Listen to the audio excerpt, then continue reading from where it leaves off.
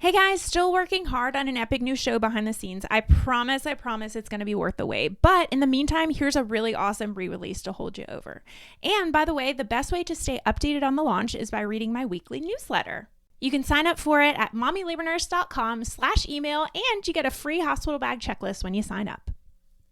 The other important thing before having a baby is welcoming those types of conversations together. What kind of roles do you hope to take on? Right? If you're going to be the parent staying home, what does that look like? What kind of roles did you see your parents take or your caregivers take growing up? And how do you want to be the same, or how do you want to be different?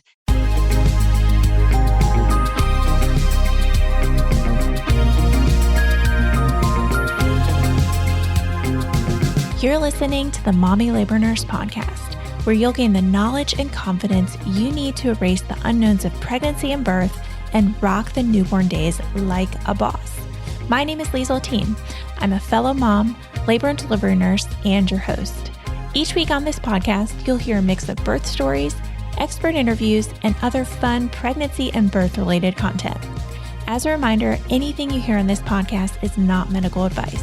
Please see mommylabornurse.com/disclaimer for more details. And now let's get into this week's episode. This week on the Mommy Labor Nurse podcast, I was joined by psychologist and couples therapist, Dr. Tracy Dalgleish, to talk about preparing your relationship for a baby before they're here. I often see a lot of conversations about navigating and even repairing your relationship after a baby joins the family. But I thought that Dr. Tracy would be the perfect person to talk to about what you can do ahead of time to prepare for a smoother transition. Inside of the episode, you'll learn actionable tips and systems you can put into place now, hear about common pitfalls and obstacles that couples often have so that you can prepare for them, and so much more. Let's dive right in. So tell me, are you one of an estimated 80% of pregnant women that's hoping to give birth without an epidural? I hate to break it to you, but simply wanting it might not be enough. After the unmedicated birth of my first son, Walter, I knew I had to create an affordable online birth class designed just for moms that wanted to do the same. And that's how Birth It Up, the Natural series, was born. Learn more about how to make your dream of a natural hospital birth a reality at mommylabornurse.com/natural birth. You can totally do this, and we can help. Hi, Tracy. Welcome to the Mommy Labor Nurse podcast. Thanks so much for joining me today. Hi, Liesl. Thank you so much for inviting me here. I'm so excited for our conversation today. Me too. All right. So can you tell our listeners a little bit about yourself and where you're from? Anything you want to share? Hobbies, kids, family, what you ate for lunch, anything at all. All of that in between. Absolutely. I usually start with my professional identity and then end with my personal piece. And not because either one is more important, but I'm a couples therapist and psychologist. I live in Ottawa, Ontario. We are just seeing the winter leave, which is fantastic. And I help individuals and couples navigate the relationship challenges that we all experience in life. And I think that is one of the most important things to emphasize, is that so many people think their relationships are going to be easy. And we don't talk enough about just how hard they are or the seasons that we go through. And so I do that through offering individual and couples therapy, wellness seminars. I go into corporate offices and give sessions. And also my work outside the office, where you and I have connected, which is on Instagram. Yeah, cool. I love it. Well, tell me about your family too. Oh, yes. Well, within that, I actually own my business with my husband. So cool. When I had returned from my second maternity leave, he said, I think we should open up your own practice. I said, absolutely not. I'm just getting back to work. No way. And here we are a few years later in integrated wellness. He's my partner here in the practice. He's not a psychologist. And then we also have 2 kids together. And they are, I used to say to myself that getting a PhD, I thought would be the hardest thing. And actually having children has been the hardest thing. Okay. Well, hey, you heard it here. She's got a PhD and she's got 2 kids. So we got to believe her. That is too funny. Motherhood, parenthood is hard. It is. Yes. It is. Yeah. It's hard. It is definitely hard. Well, today, obviously, guys, we are going to be talking about relationships and your relationship with your partner, your relationship with yourself, like just all that good stuff after having a baby, because you're right, it changes and there are unexpected things that happen and there's just like so much to dive into. So, okay, can we start with like how to, like when baby first comes home, when baby first arrives, what can we do beforehand to kind of set the tone and make sure that baby's coming home? What kind of conversations can we have with each other? Any tips there? Maybe like 4 or 5 kind of tips to know. Yeah, absolutely. And just to emphasize, Lisa, that, we think of showing up to race day, right? And you do this with all of your courses that you offer, is that you are preparing people to get there. And just like that, how we prepare for labor, we need to prepare our relationships. So what are some of those things that you can do? I see that people experience a negative cycle in their relationship. We know that there are 3 common ones that happen. And that cycle usually exists in some form before we have a child. And then that cycle starts to get escalated or more emphasized once a child joins, because of course we know that marital satisfaction, relationship satisfaction goes down once you have a child. So super normal to experience that decrease in satisfaction for the first 3 years of your child's life. And one of the top things that you can learn to do before having a baby is to see, what is this negative communication pattern that we get stuck in that stops us from actually being able to hear each other and move forward? I have a free quiz on my website that people can go and try that out to see which one that is. So that would be the first thing. And then the second thing is practicing some rituals. What are the things that connect you and bring you close together? And I really like to talk about these small things frequently, because when it comes to postpartum, you're not really going out for those long dinner dates anymore. You're not staying up late, right? It just changes your relationship dynamic. But what we want to make sure that we're doing is that we're continuing to find some kind of intersection with our partners. And we can do that by finding those small rituals. So the rituals like, do you kiss each other good morning? Does one partner pour each other their cup of coffee? Do you greet each other at the door?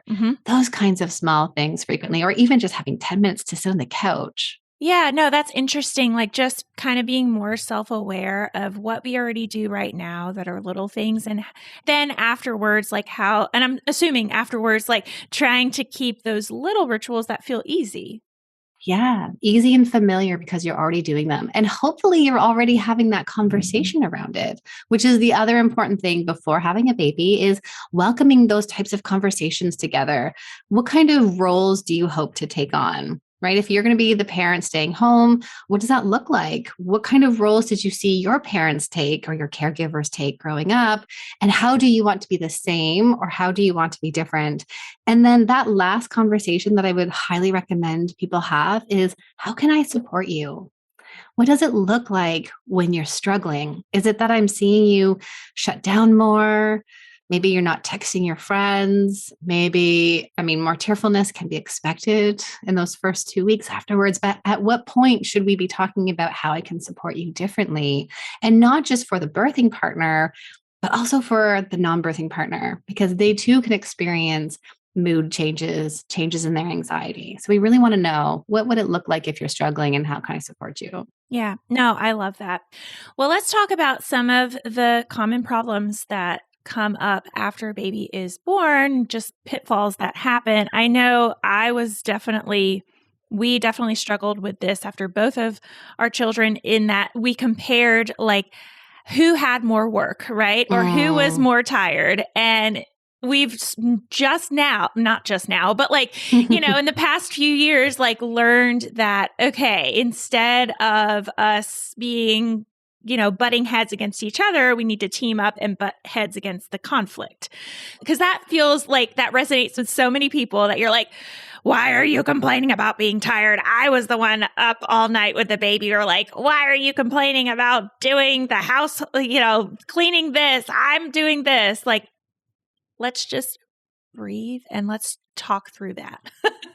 There was nothing worse than my husband waking up and saying, "Oh, we slept through the night. That was a great sleep." And I'm thinking, oh, yes, okay. Right. Yeah. And so what you're talking about there, Lisa, is this experience that people get stuck in, which is not validating each other. Yeah. Right. That it's like, I'm trying to find who is right or wrong. And that happens in relationships across the lifespan. And what we're really trying to find in the postpartum space, particularly, is being able to say, oh, I see your reality. And it's a hard reality. Okay, I'm going to spend time hanging out in your reality and how hard that is. And then switching over and then making sure I'm sharing my feelings and needs. And one of the biggest pitfalls that I see come up is that women, particularly, stop sharing how they're doing. They stop sharing what they're feeling. They stop sharing what they're needing. They have tapped into the ultimate caregiver role where they're tucking away all of their stuff and they just keep going. They make all the meals, they do all the household stuff. It's exhausting. And then you layer on doing that over and over and over again every single day. And most people come into my community, into my office and say, I resent my partner because now I am carrying the mental load.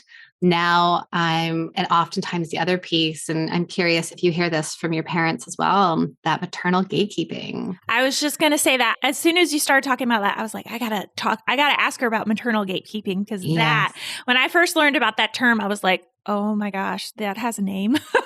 Like, yes, whoa. right.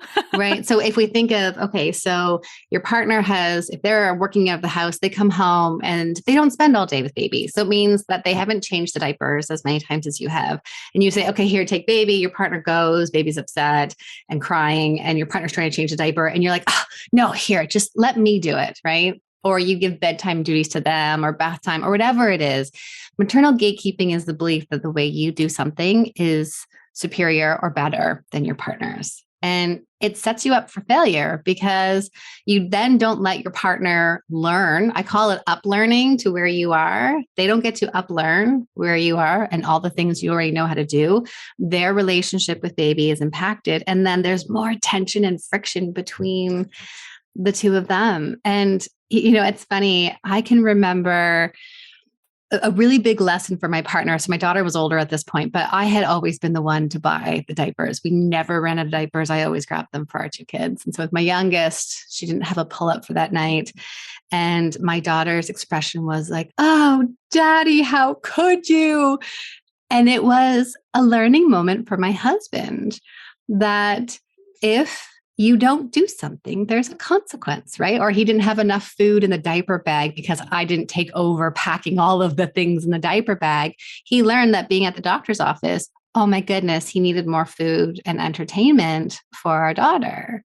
So if we get into maternal gatekeeping, we never let our partners struggle and fail in the way that we have in some way. Yeah. Yeah. No, I love that. Okay. So what if you get into that point where you're like, Tracy, you're saying all the things that I'm feeling. Like, how do you even start to repair that relationship?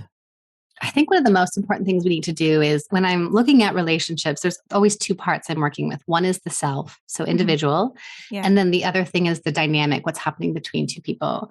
So if you're listening, being able to ask yourself, what do I do that's contributing to some of these feelings? How am I showing up here? Am I maybe critical to my partner? Do I put them down or I don't kind of welcome in their opinions? Just recognizing what it is that you do. I think that's a really good place to start. But then also too, if you want to start addressing the mental load, being able to make some of those implicit things explicit.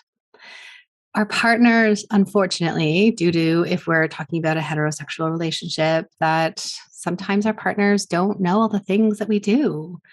And we do need to uplearn them and help them to see. So, for example, if you're the one to always buy deodorant, but your partner didn't know that, then let them know what are these implicit things that you're doing. And then how can you start offloading some of these things, asking your partner what feels good for you, what doesn't. And it's not, Eve Rodsky talks about this in her book, Fair Play. It's a great book.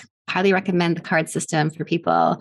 And she has joked that it's like the shit I do list. And I mean, I think we all have one, but we have to onboard our partners and be able to reshift all the things that we're doing, not just in the house. So we know that women tend to take on the labor of the household, the childbearing, the emotional labor, and the relationship labor.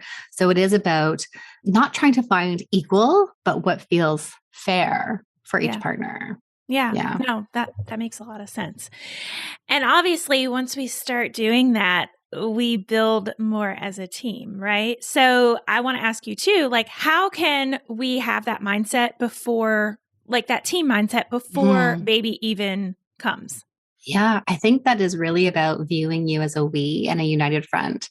You're both in this together, and just really practicing viewing your partner with compassion and permission, that you're both learning to do this. And instead of jumping into criticism or defensiveness, criticism sounds like you never help out or you're always on your phone. I have to do everything with baby. Yeah. Instead of jumping into that, learning how we can start to share our feelings, which is, I'm overwhelmed, and then sharing what the need is. And we often share needs negative, which means, I don't want you to do the dishes tonight, but that doesn't leave your partner not knowing what to do. So we need to share them in a positive way, or we're not really clear at all what it is that we need. And so getting really clear and specific. So if you say something like, I'm overwhelmed and I need help, if I were a fly on the wall, I don't know what that looks like. And likely your partner doesn't know what it means to help you. So being able to clearly say, tonight I need something. Can you do bath time? And maybe when you're renegotiating that, can you